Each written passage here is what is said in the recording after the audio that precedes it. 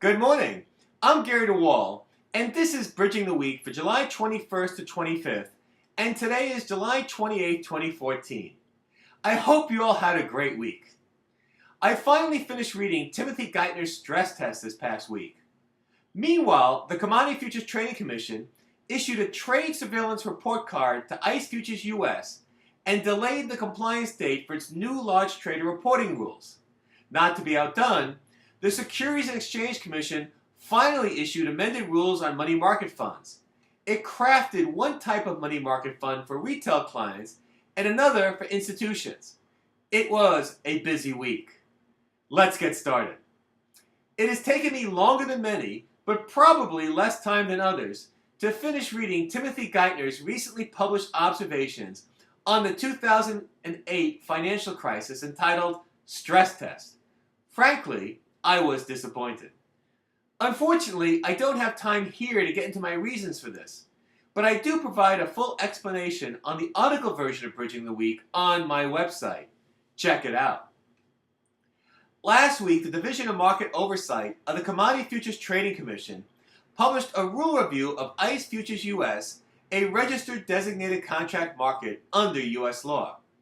Overall, the division did not make many recommendations for improvement, although it did suggest that the exchange formalize its role in enforcing ICE Clear US's open interest reporting requirements and tighten up some processes around market participants applying for hedge exemptions. Wait, have rules for something you enforce? The division's review covered the period June 15, 2011 to June 15, 2012 and addressed the market surveillance program of the exchange. The division also observed that ICE Futures permitted market participants to request hedge exemptions in connection with unfixed price purchases and sales, while the CFTC's own rules only permit hedge exemptions for fixed price purchases and sales.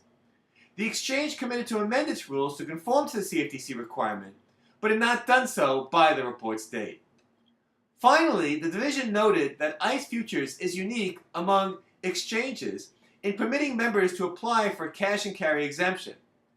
Although the division made no recommendation regarding the quote-unquote effectiveness of this exemption, it warned in a footnote that, quote, in the event that the division determines that the exchange's cash and carry exemptions may not be effective, the division will contact the exchange to address this issue, end of quote. Ominous warning? Last week, the U.S. Securities and Exchange Commission adopted long-awaited final rules related to the structure and operation of money market funds. Among other things, the SEC's new rules require a floating net asset value for prime money market funds for institutions. They no longer will be permitted to use procedures that currently permit such funds to maintain a constant $1 share price. Retail money market funds may continue to provide a constant share price, however. The SEC new rules also impose enhanced diversification, disclosure, and stress testing requirements, and provide a 2-year transition period. I wonder if this debate is really over. The CFTC delayed compliance dates for its new reporting requirements regarding certain large traders, so-called ownership and control reports, from August 15th to various dates in 2015 and 2016. However, new record-keeping obligations for owners and controllers of accounts that trade in excess of certain amounts will still go in effect on August 15th as scheduled. Entities seeking to benefit from the Commission's revised compliance dates must typically adhere to existing requirements and cooperate with CFTC staff to test and implement new electronic reporting methods.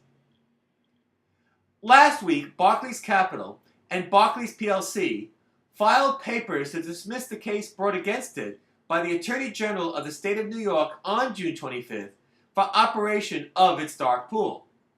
The Attorney General had alleged that Barclays may not have been fully forthcoming with its institutional investors regarding the activity of high-frequency traders in its dark pool.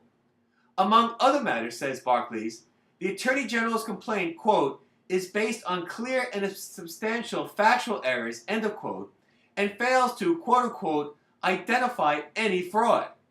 The bank contends that the Attorney General's allegations are premised on its alleged violation of a specific law, namely the Martin Act, that solely addresses conduct in connection with the sale of securities.